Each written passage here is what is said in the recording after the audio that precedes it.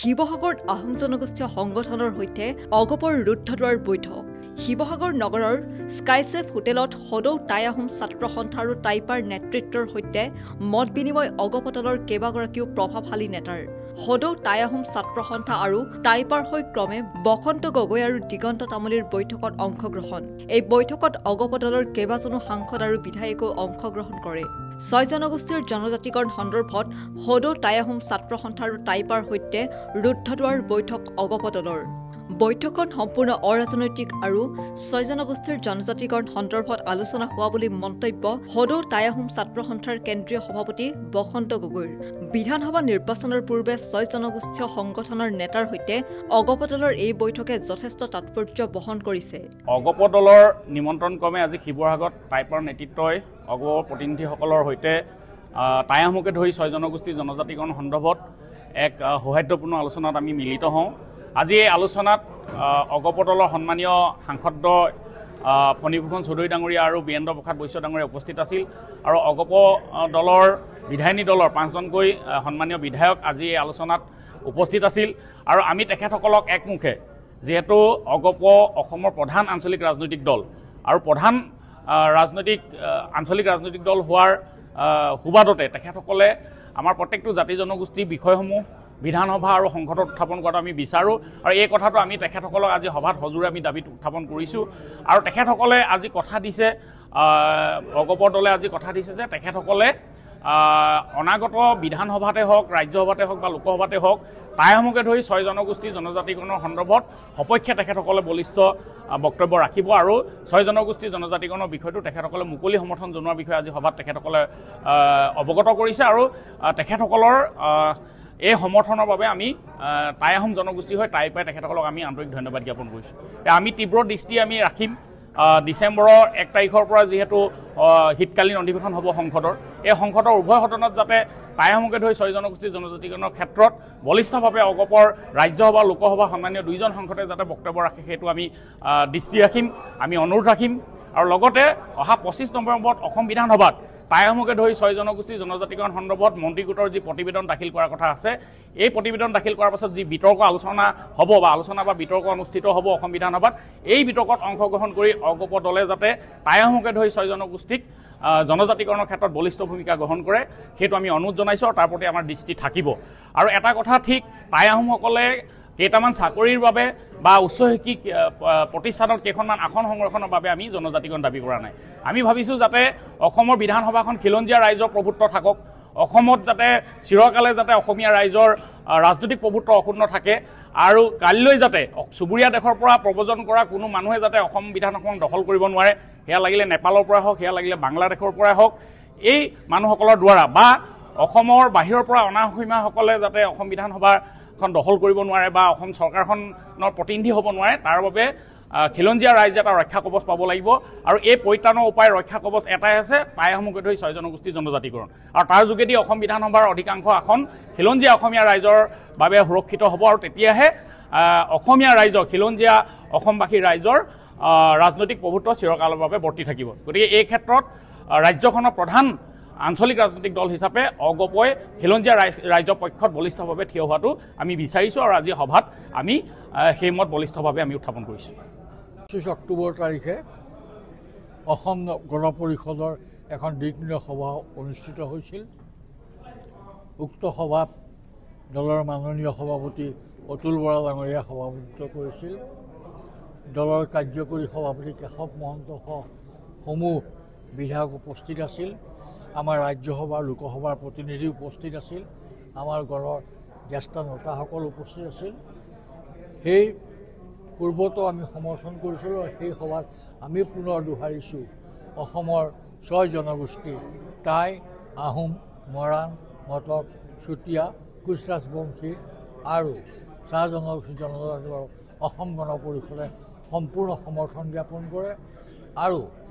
এই সমৰ্থন সভাপতি ডাঙৰীয়া এটা নিৰ্দেশ দিছিল, আমি এই সংগঠনকেইটাৰ লগত নিজৰ নিজৰ স্থলত যে সাক্ষাৎ কৰি আমাৰ সমৰ্থন অৱগত কৰিব লাগে আৰু তেখেতসকলৰ লগত আমি মত বিনিময় কৰিব লাগে। ইতিমধ্যে যোৱাকালি আমি ডিব্ৰুগড়ত মটক জনগোষ্ঠীৰ সমূহ প্ৰতিনিধিৰ লগত আমি আবেলি যোৱাকালি তিনিচুকীয়াত মৰাণ জনগোষ্ঠীসমূহ প্ৰতিনিধিৰ লগত আৰু যোৱা নিশাই আমি আহোম জনগোষ্ঠীৰ বিভিন্ন সংগঠনৰ লগত আৰু আজি টাইপাই আৰু টাই আহোম ছাত্ৰ সংগঠনৰ বাবে আলোচনাত বহিছোঁ। আলোচনাটো সৌভাগ্যপূৰ্ণ হৈছে আৰু আমি স্পষ্টভাৱে কৈছোঁ আপোনালোকৰ দাবীৰ প্ৰতি ন্যায্য প্ৰাপ্য দাবীৰ প্ৰতি আমাৰ সমৰ্থন আছে আৰু সদনৰ ভিতৰে বাহিৰে আমি আপোনালোকৰ দাবীত সমৰ্থন জনাই যাম। কৈছোঁ 6 জনগোষ্ঠীৰ জনসাধাৰণ নিস্বাৰ্থ সমৰ্থন আমাৰ। আমি আশাবাদী, আশাৰে আমি শুভ দিনৰ কাৰণে অপেক্ষা কৰিছোঁ। যোৱা 24-25 অক্টোবৰত আমাৰ অসম গণ পৰিষদ দলৰ সভাপতি মাননীয় অতুল বৰাৰ সভাপতিত্বত আমাৰ কাৰ্যকৰী সভাপতি সমন্বিতে 2 সংসদ আৰু লগতে বিধায়ক আৰু কেন্দ্ৰীয় নেতৃবৃন্দৰ লগত আমাৰ এখন দিক নিৰ্ণয়ৰ সভা অনুষ্ঠিত হৈছিল আৰু সেই সভাতেই 6 জনগোষ্ঠীৰ জনজাতিকৰণ সম্পৰ্কত আলোচনা হৈছিল আৰু আলোচনাত আমি 6 জনগোষ্ঠী বিশেষকৈ আহোম, মৰাণ, মটক, চুতীয়া, কোচ ৰাজবংশী আৰু চাহ জনগোষ্ঠী জনজাতিকৰণ কৰাৰ ক্ষেত্ৰত আমাৰ পূৰ্ণ সমৰ্থন জনাইছিল আৰু সেই সভাতে এটা সিদ্ধান্ত হৈছিল যে আমাৰ যিসকল বিধায়ক আছে আৰু 2 সংসদ আৰু দলৰ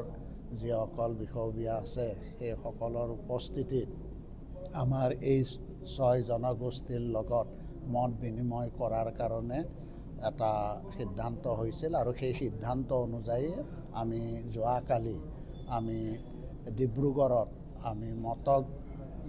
জনগোষ্ঠীৰ লগত আৰু অন্যান্য যিখিনি মটক জনগোষ্ঠীৰ অন্যান্য সংগঠন আছে সকলো সংগঠনৰ লগত আৰু তিনিচুকীয়াত আমাৰ মৰাণ জনগোষ্ঠীৰ লগত আমি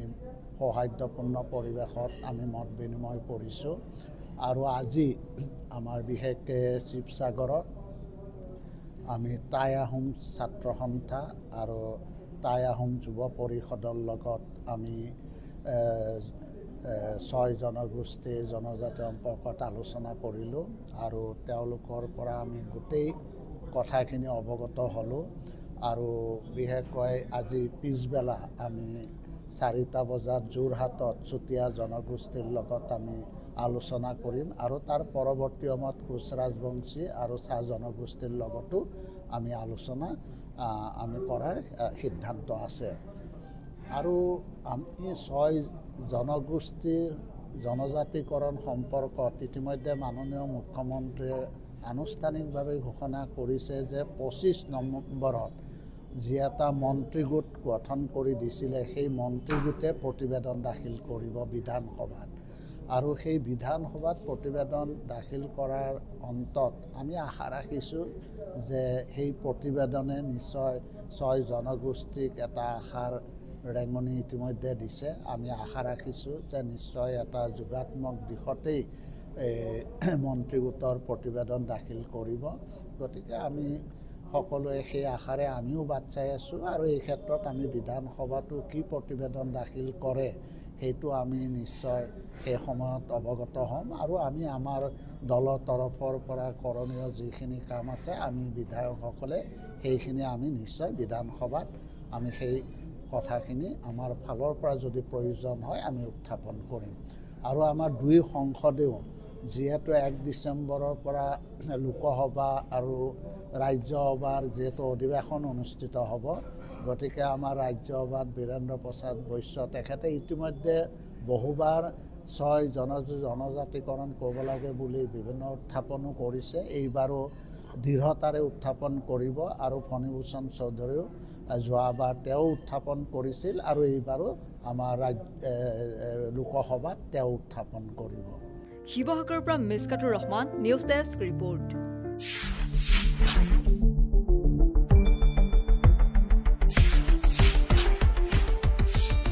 শুদ্ধ আৰু বিস্তৃত বাতৰিৰ বাবে চাই থাকক নিউজ ডেস্ক ৰিপৰ্ট।